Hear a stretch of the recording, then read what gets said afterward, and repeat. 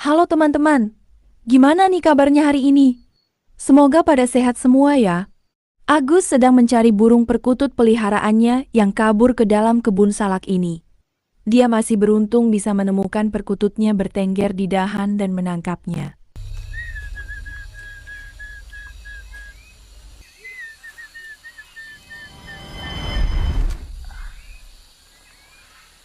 Akhirnya dek, manuknya kecekel dek.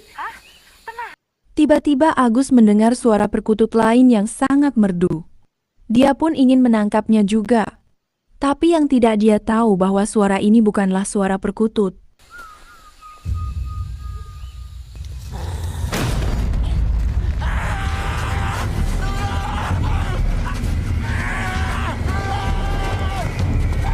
Beruntung dia selamat dan dibawa pulang oleh warga. Kejadian ini tersebar hingga ke telinga tiga laki-laki bocah ini. Mereka sedang mengejar layangan putus yang jatuh ke dalam kebun ini. Mereka tidak berani masuk karena takut dimakan setan seperti Agus. Akhirnya mereka pulang dengan kecewa. Dengar suara aneh-aneh loh. Kayak diikutin dari belakang gitu. Sesampainya di rumah, Tono diajari bersiul oleh kakeknya menirukan suara perkutut.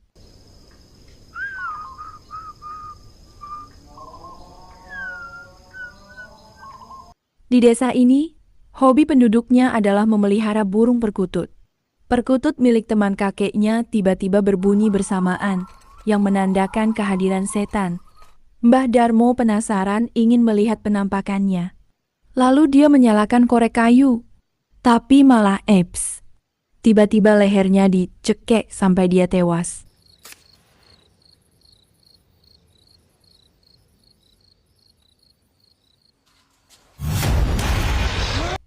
Hawa di desa ini menjadi angker. Semua warga tidak bisa hidup tenang sejak teror yang terjadi belakangan ini. Tapi dua ibu-ibu ini berhasil mengusir hawa angker itu di saat mereka berkumpul.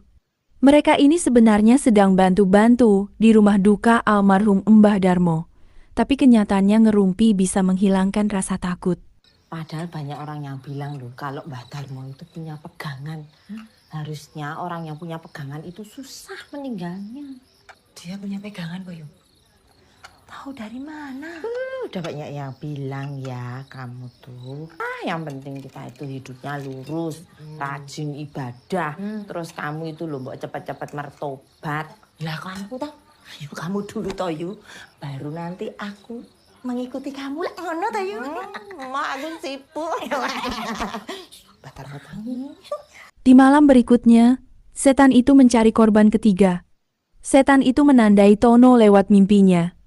Setan itu mendorongnya ke liang kubur dan akan menguburnya hidup-hidup.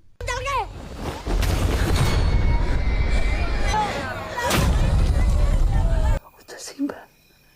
Sini cepat.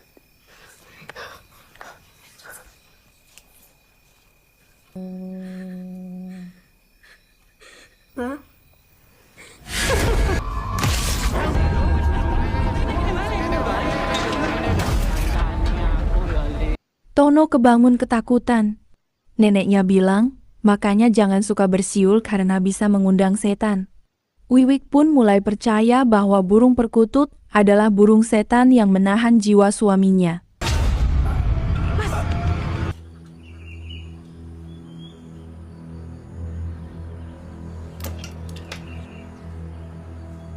Balik ke pojokku. Balik ke pojokku saiki.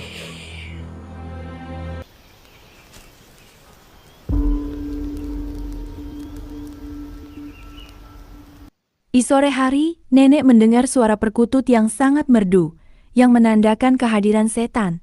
Hampir saja nenek jatuh ke sumur, jika saja kakek datang terlambat.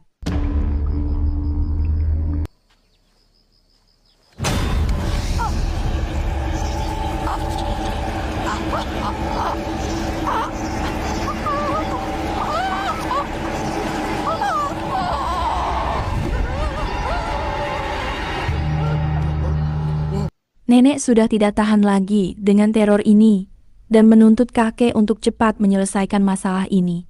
Kemudian nenek membuang telur perkutut emas yang disimpan oleh kakek.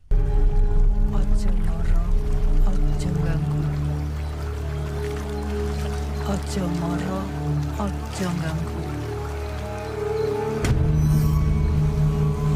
Karena takut nenek marah terus, kakek bersama Pak Manto melakukan ritual mistis.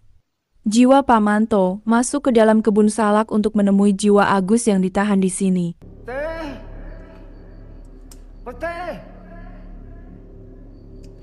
Metu teh. Kowe duwe kekarepan apa?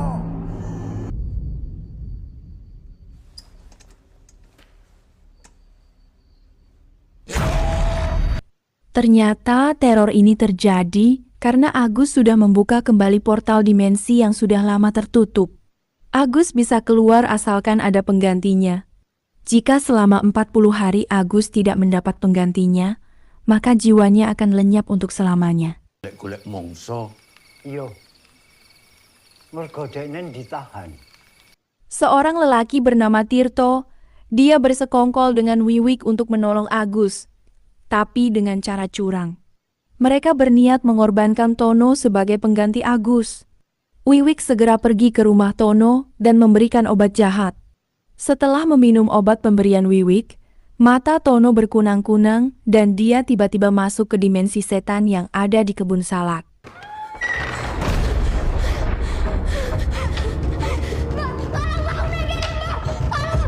Kakek mendatangi rumah Tirto dan Wiwik untuk meminta pertanggungjawaban mereka terhadap cucunya, tapi mereka pura-pura tidak tahu. Akhirnya, kakek meminta bantuan Pak Manto kembali untuk mengeluarkan cucunya. Pak Manto memberikan sebuah benda sakti kepada kakek. Lalu kakek dikirim masuk ke dalam dimensi setan. Di sini Tono diajak masuk ke dalam rumah oleh setan yang menyerupai kakeknya, tapi kakek yang asli datang dan merangkul tangan Tono. Kemudian mereka lari dari tempat ini, tapi di tengah jalan mereka dihadang sehingga membuat mereka terpisah kembali.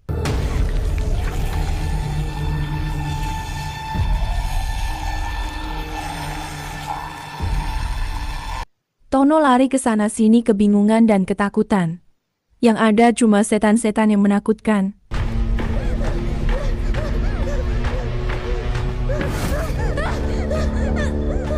Akhirnya Tono ditangkap dan dicekek. Beruntung kakek datang menolongnya. Kakek menusuk punggung setan itu menggunakan benda pemberian Pak Manto. Setan itu kesakitan dan melepas Tono.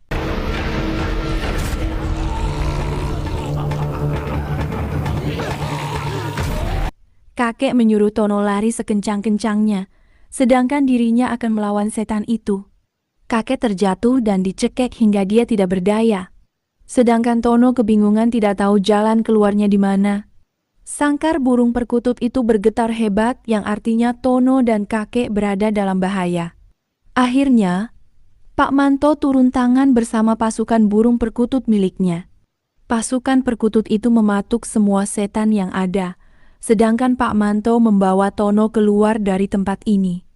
Tono berhasil dibawa keluar dan Agus juga sudah dibebaskan. Terus kapan Ki? Selamatan mangan-mangane. Oh, lah iya, kapan manut? Malah kakek sekarang yang ditahan. Beberapa hari kemudian, kakek berhasil dibawa keluar oleh Pak Manto. Ternyata, setan itu bernama Ganda Rumbing. Sebelum pulang ke rumah, kakek menghadiahkan kepala Wiwik kepada Agus.